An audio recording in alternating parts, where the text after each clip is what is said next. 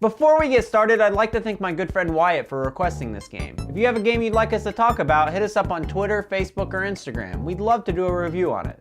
Amazeballs! One of the best Star Wars games I've ever played in my entire life. So happy! Great job. Got this for my future brother-in-law. He is a 12-year-old boy and loves this game. When I was but a child, I played this game. And KOTOR! even though I wasn't good at video This is games seriously back one then, of my I favorite played it games. All I'm going If to you say enjoy is that Mass this is Effect, the best Star I Wars just game learned Star Wars, ever. do yourself And a I'm not a favor role-playing and game get this person. And I'm Amazing. Anybody can Best get game into not this just game. as fun, I but played more the fun. stuffing out of this game back in the graphics day. are amazing. And I was excited to find it on And the Amazon. plot is The price amazing. was I would unbeatable. recommend main hero of this this game is to not anyone the main hero of who's this game. graduated Kids from love high this school. game. And It's it's one super edition. My brother about it. I had a great It's experience. too Lord, it's swag. a must-play. Yo, Star Wars Knights of the Old Republic. Here we go.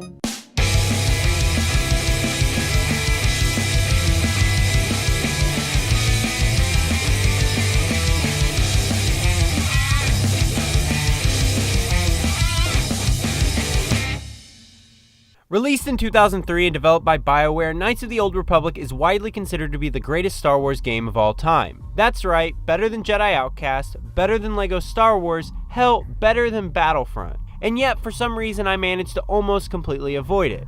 I played it one time at a friend's house and just never got back to it, partially because I didn't have an original Xbox or PC that would run it, and mostly because I was afraid that it wouldn't live up to the hype.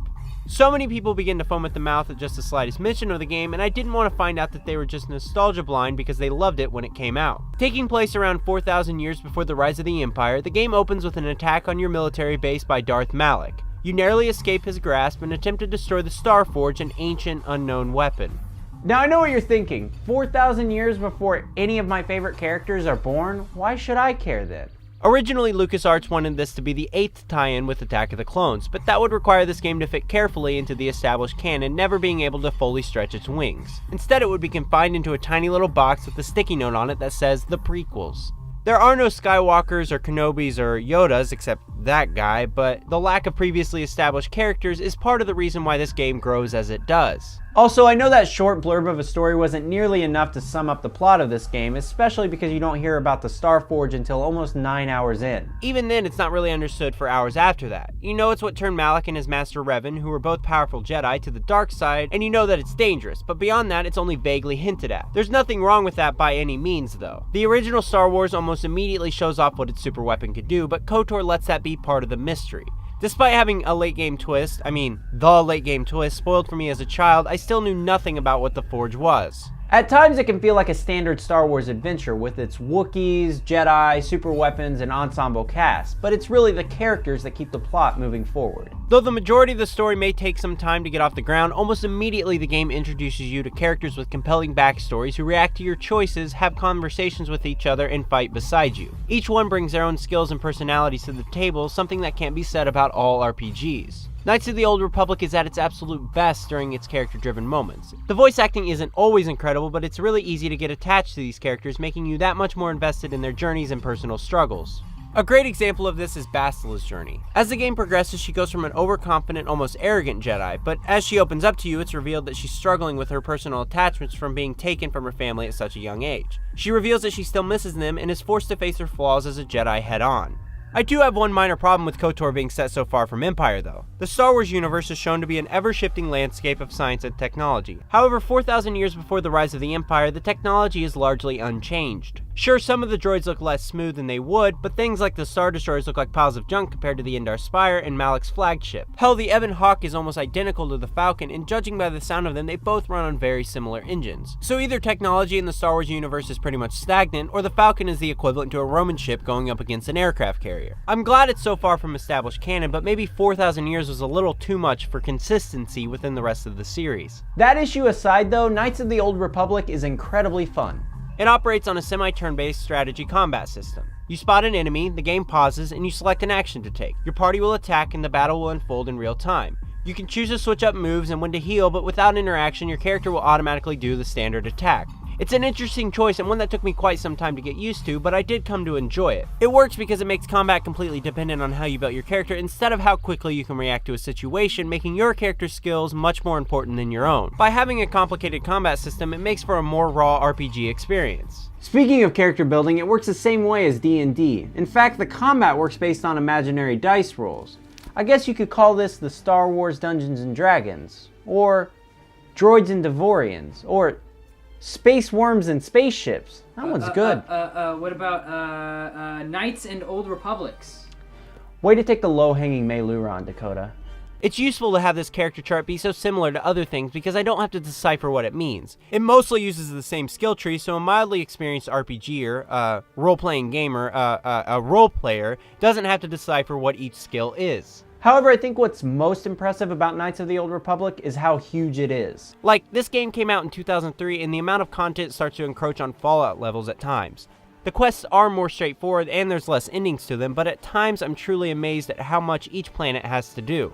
Bounties, swoop races, and getting involved with the local gossip can all lead to a different and exciting adventure. My problem though is that in your adventures, interacting with alien species can be a little annoying. Sure, the dialogue pops up at the bottom, but they only say the same 5 or 6 phrases out loud. Take for example the Twi'leks. That species doesn't show up too often, but it can get even worse with Wookiees. Again, nothing too serious, but something worth mentioning. Another problem is swoop bike racing, which is to drag racing what pod racing is to, say, Formula 1. You drive in a straight line, hitting speed boosters, and attempt to make the fastest time. Easy enough, right? Well, it is, but to start you have to sit through a load screen, and when you finish you have to sit through a load screen, and there's no option to retry within the swoop races themselves. So after you cross the finish line, if you messed up, you immediately have to sit through at least 3 load screens in the same dialogue tree you've done before. It can get a little tiresome. Get it?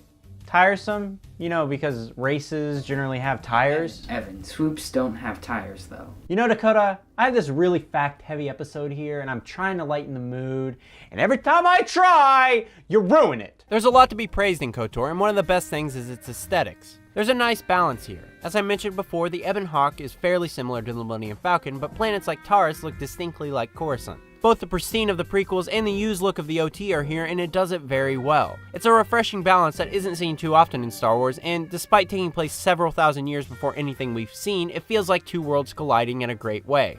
Also, I do like how the game eases you into lightsaber combat. Your character doesn't get it until multiple hours into the game, but by that time you've already had melee experience with a variety of swords and with squad member Bastila. When you finally do receive one, you're spared a tutorial and an explanation on how it works and why. The same could be said about force powers as well. It's nice in contrast games like Jedi Knight and Outcast, which play very differently when the lightsaber is introduced. I'm playing this on the Xbox 360 instead of the original Xbox, and there are some problems. On occasion, the audio will entirely cut out and won't return unless you close and reopen the game, or sometimes in combat, the game will lag incredibly hard. Neither are game-breaking, but it really takes you out of something that's otherwise easy to get lost in. There are some issues with menu navigations, like you can't equip things from the inventory screen, and when you die, you're taken all the way out to the start screen instead of giving a continue screen or an option to reload. It's odd, like the game is saying, alright, you've died, time to give up for today, instead of slapping you on the ass like a beaten down horse and yelling, go get him, dude. It greatly affects pacing, as does the fast travel system. I'm only given the option to return to my ship instead of being able to go to certain parts of the map. So if I'm at the complete opposite side of the map and I'm about to go into what I can tell is a big fight and I run out of med packs or grenades, I have to fast travel back to my ship, which is close to vendors. After that, I have to walk all the way back across the map through several loading screens.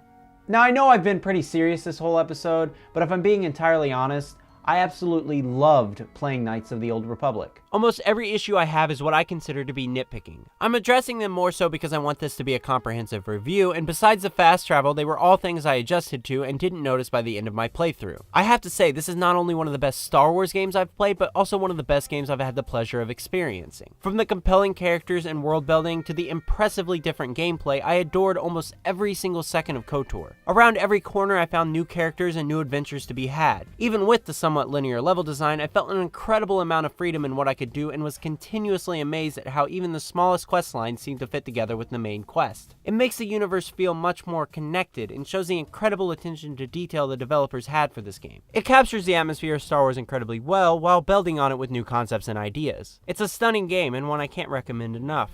So if you like Star Wars, Mass Effect, or just adventure games in general, then Knights of the Old Republic is a must-play. It's fairly cheap on Steam and even the App Store, so there's no excuse for missing this game. Wait. Yoon Ginda, is voiced by Steve Bloom.